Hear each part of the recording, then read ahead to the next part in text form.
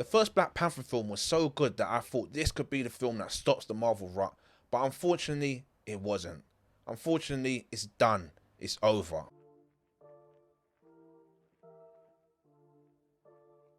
Hello everyone, welcome to In the Armchair with me, Kyle Taylor. If you're new to the channel and you like the content, please do hit that like and subscribe button. It really does help a small channel like me out on YouTube. Now, there was once upon a time, which seems like many years ago, where I was genuinely excited about the next Marvel release. But since Endgame, they've been gradually getting worse and worse. I'm going to be reviewing Wakanda Forever, which has now officially broken my spirit. In terms of the cast, the majority are females. I'm not going to get political and go into the whole MCU here. You can find hundreds of other videos speaking about that, but what really did hit home is how much Disney is trying to push a particular narrative. I'll leave it at that. The plot is, well, what is the plot? I'm still not 100%. In simple terms, it's about Wakanda who are grieving from the loss of T'Challa, and now they have to deal with certain other powers from all over the world. Now, I watched this a couple of days after it came out, so a few people that I had conversations with were really telling me how much they loved this film, how much they enjoyed this film. But I think that's more to do with the emotions. Now, once again, rest in peace, Chadwick Boseman. The way they paid tribute to him, both at the beginning and the end of the movie, was moving. It was powerful. They were probably some of the best parts of this entire movie. It was done perfectly and was really quite emotional. There were a lot of people in my cinema that were crying, and I think that's what's driven the overall sentiment and positivity about this movie. It really felt like the pain that the characters were going through resonated in real life, and that was powerful. However, everything else that happened in between was quite frankly boring. The theme that kept coming up for me was convenience. Everything about this film screamed convenience. Every time something would happen, I thought to myself, isn't that convenient? They're there in the right place at the right time. Now, of course, it's a superhero film. I expect that to happen regardless. But the amount of times I kept writing in my note that things kept happening where I was like, this doesn't make any sense. How comes this has happened? How has she been able to do that? I think it was convoluted and a bit messy and left a bad taste in my mouth. There were some good performances, with the standout being Angela Bassett. Wow, she was impressive. She has still got it. Whenever she was on screen, it was a joy to watch. Her portrayal of the Queen leading Wakanda and angst of her having to lose her son, but battling between those two emotions, she conveyed perfectly. I cannot tell you how impressed I was. Leticia Wright, I've said it before on this channel, she's one of the best actors of this next up and coming generation. So she gave a good performance, which is what I expect of her now. It's definitely not one of her best, but it was solid. The main issue I had with her was her physical presence. I didn't really buy into her character of Black Panther. She was a bit too small and not physically imposing enough to convey that to me. M'Baku is M'Baku. I think he had less screen time than he did in the first Black Panther, but what he was required to do here was solid.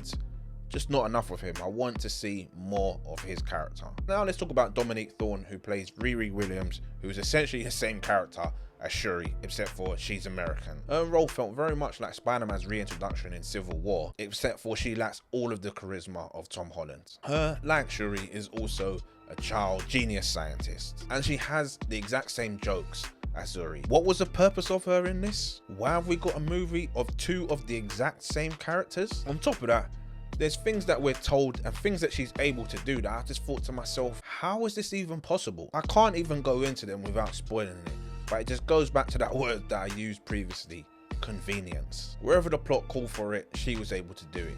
And to me, this is just lazy writing. I was very disappointed. I found out after the fact that she's due to get her own spin-off series, which kind of made a little bit more sense, but highlights a problem with the MCU in general that I'll get onto later. The film is 2 hours 41 minutes, which is entirely unnecessary. The film lacked a compelling storyline and intensity that is required for me to be engaged for that length of time. It was understandably centered around grief, but this became boring after a certain amount of time. It felt like characters were having the same conversations but just in different parts of the world, and when it came to the end, it didn't feel like anything really happened. And there's a long exposition scene involving the bad guy Namor. Let's talk about him for a second. I didn't really feel his presence in this film. I understood a little bit of his motivation but never really connected with his plight. Some of his decisions didn't make any sense. Combine that with the fact that he makes threats but never ever felt real. Nothing was ever shown to me that made his character believable in what he was saying. And the last thing I found concerning was his army looked like they were auditioning for Avatar. At this point, I feel like all Marvel films have a similar style of action, no matter who's directing.